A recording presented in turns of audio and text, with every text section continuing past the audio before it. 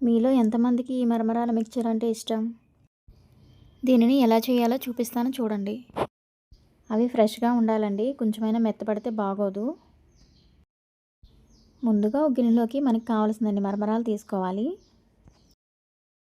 వీటిలోకి సన్నగా కట్ చేసుకున్న టమాటా ముక్కలు, కొత్తిమీర, ఉప్పు, కారం వేసుకొని మరమరాలు కొంచెం సాఫ్ట్‌గా అయ్యే వరకు కలుపుకోవాలి.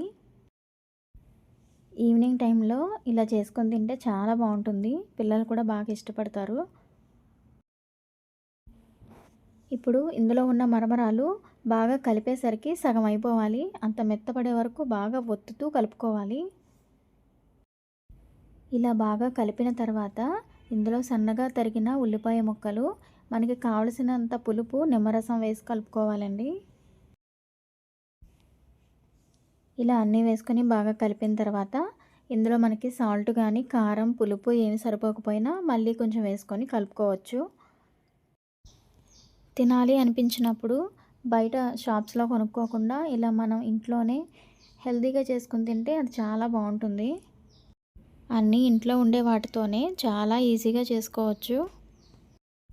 ఇలా బాగా కలుపుకున్న తర్వాత ఇందులో కట్ చేసి పెట్టుకున్న పచ్చిమిర్చి బజ్జీ ముక్కలు, ఫ్రై చేసి పెట్టుకున్న వేరుశనగ గుళ్ళు, అటుకులు, ఇందులో కావాలంటే కార్న్ ఫ్లేక్స్ ఉంటాయి కదా! అవి కూడా ఫ్రై చేసి కలుపుకోవచ్చు. ఇంకా బావుంటుంది. నా దగ్గర అయిపోయినాయి అందుకనే వేయలేదు. అవి కూడా వేసేసి ఒకసారి అన్నీ బాగా కలిసేలాగా కలిపేసుకోండి. మరమరాల మిక్చర్ అయితే రెడీ అయిపోయింది. దీనిని బజ్జీ మిక్చర్ అని కూడా అంటారు. ఫైనల్‌గా కొంచెం కొత్తిమీర, ఉల్లిపాయ ముక్కలు వేసేసుకోండి. ఎంతో టేస్టీ అయిన బజ్జీ మిక్చర్ రెడీ. మీరు కూడా ఒకసారి ట్రై చేసి చూడండి. Please like, share and subscribe my channel.